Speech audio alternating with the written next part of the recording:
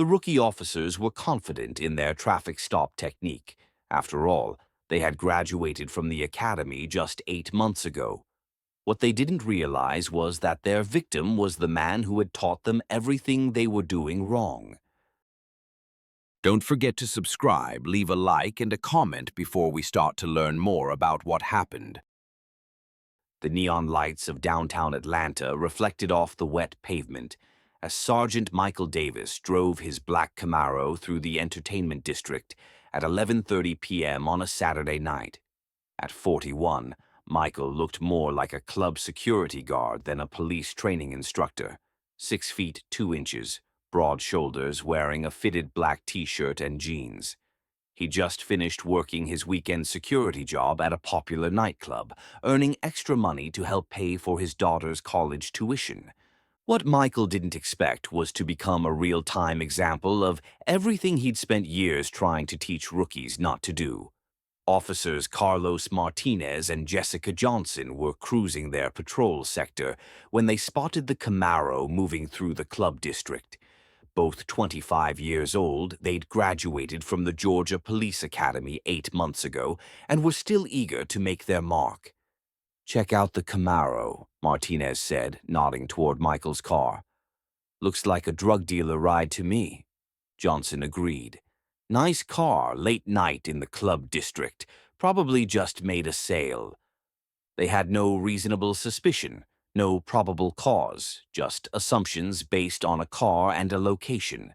Exactly what their academy instructor had warned them against in dozens of lectures.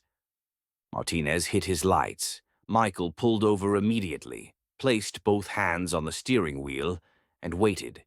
He'd done this routine before, not as a cop, but as a black man in America. The officers approached with textbook positioning. Martinez took the driver's side while Johnson covered from the rear passenger window. "Evening, sir," Martinez said, his voice carrying the authority of someone still proving himself. "Do you know why I stopped you?" "No, officer. Could you tell me the reason for the stop?" Martinez hadn't expected that response. Most people guessed. Speeding, rolling a stop sign, something.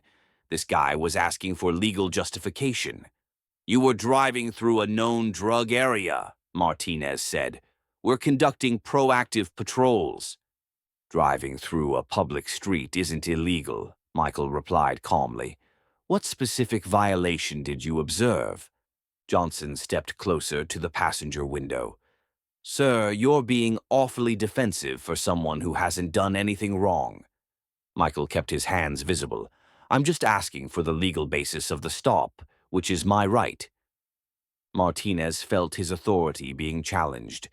"License and registration. Now." Michael complied, moving slowly and deliberately.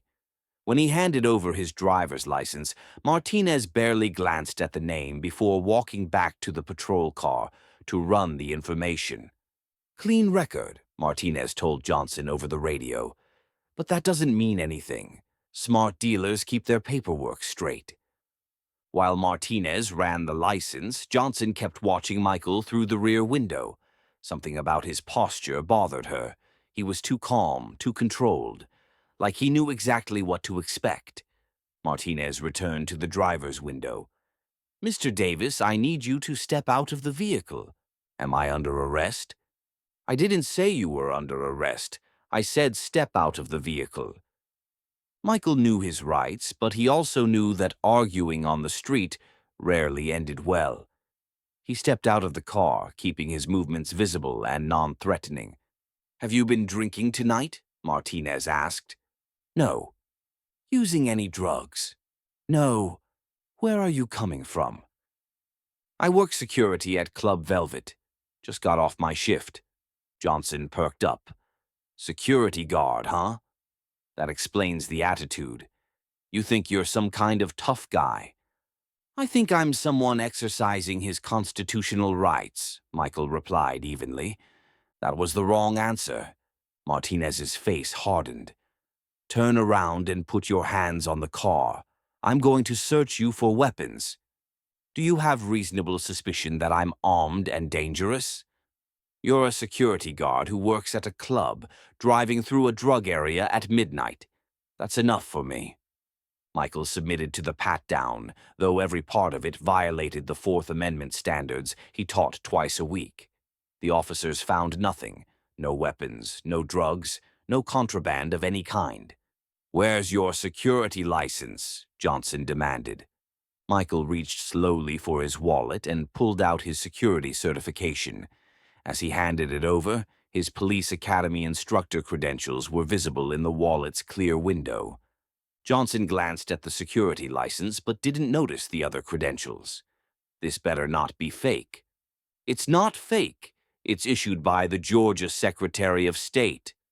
Martinez was growing frustrated. Everything about this stop was clean. No violations, no contraband, no warrants. But the man's attitude was rubbing him wrong. "I'm going to search your vehicle," Martinez announced. "I don't consent to a search." "I don't need your consent. I've got reasonable suspicion." "Based on what?" "Based on your behavior, your location, and your refusal to cooperate." Michael almost laughed at the circular logic. Exercising constitutional rights isn't grounds for reasonable suspicion. "Listen, smart guy," Martinez snapped. "You can do this the easy way or the hard way. Either way, I'm searching that car." Johnson was already heading toward the Camaro when her radio crackled. "All units in District 7, we have reports of shots fired at 1247 Peachtree Street. Units respond Code 3. That was their sector. They should have been racing to a potential shooting scene. Instead, they were conducting an illegal search based on hurt feelings. We need to respond to that call," Johnson said. Martinez looked at Michael, then at the car, then back at Michael. His training said to respond to the shooting call immediately. His ego said to assert dominance over the man who'd challenged his authority. Ego won. "He can wait," Martinez said.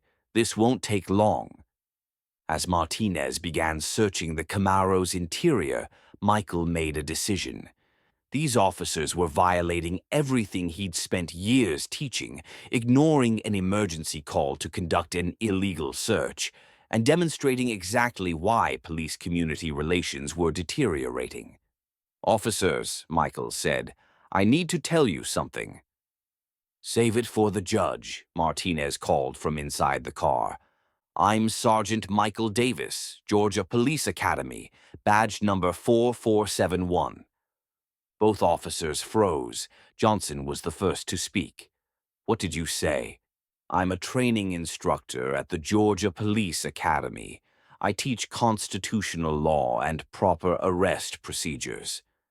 Martinez slowly backed out of the car, his face pale. "You're a cop?" "I'm the instructor who taught your traffic stop procedures class, your constitutional rights seminar, and your de-escalation training course." The recognition hit Johnson like a physical blow. Sergeant Davis, the instructor who'd spent weeks drilling into them the importance of reasonable suspicion, the dangers of pretextual stops, the legal requirements for searches. "Oh, God," she whispered. Martinez stood frozen between the car and Michael, realizing the magnitude of what they'd done. They hadn't just violated a citizen's rights, they'd violated the rights of the man who'd taught them those rights existed. "You stopped me without reasonable suspicion," Michael continued, his voice taking on the professorial tone they remembered from the academy. "You conducted a weapons search without articulable facts, suggesting I was armed and dangerous. You refused to respond to a shots-fired call in order to conduct an illegal search of my vehicle." "Sergeant Davis, we didn't know," Johnson began. "You didn't know what? That I was a police officer. Does that matter? Should citizens receive different treatment based on their profession?" Martinez found his voice. "We were just doing our job." "No, Officer Martinez. You were doing exactly what I spent 8 weeks teaching you not to do. You profiled a driver based on his car and location. You escalated a baseless stop into a confrontation. You ignored constitutional protections because they inconvenienced you. The silence stretched between them, broken only by the distant sound of sirens heading toward the shooting call they should have answered 20 minutes ago. "What happens now?" Johnson asked, her voice barely audible. Michael looked at both officers, young, scared, and finally understanding the weight of their mistakes. They were the same rookies who'd sat in his classroom 8 months ago, eager to serve and protect. Somewhere between graduation and tonight, they'd forgotten the most important lessons. "Now you learn," Michael said. "You write detailed reports about this stop.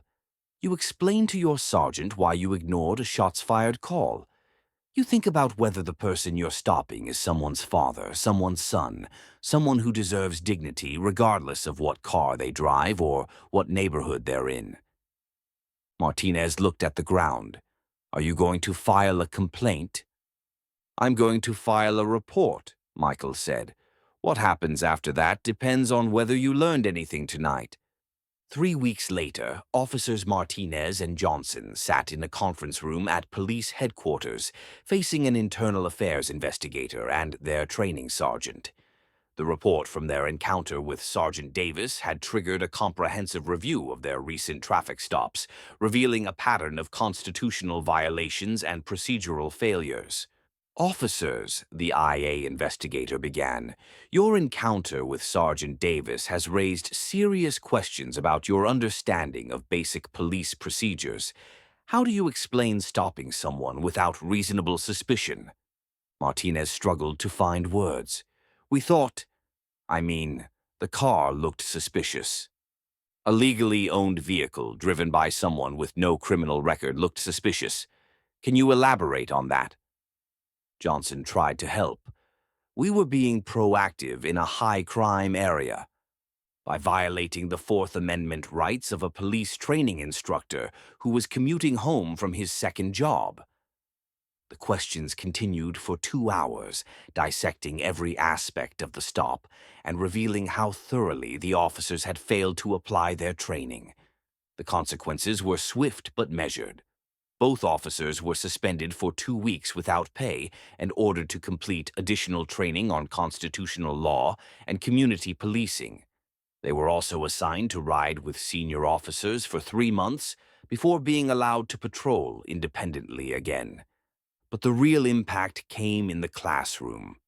Michael returned to the academy the following week and did something he'd never done before. He used his own experience as a teaching example.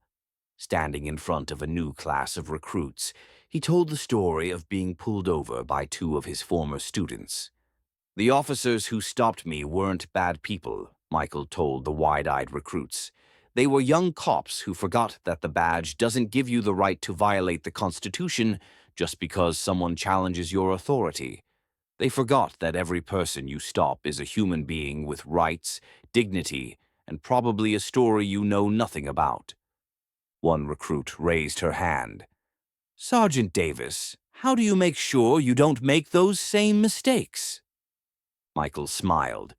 "By remembering that the most dangerous thing a police officer can carry isn't a weapon. It's an assumption. The moment you assume you know who someone is based on their appearance, their car, or their neighborhood, you've stopped being a peace officer and started being part of the problem."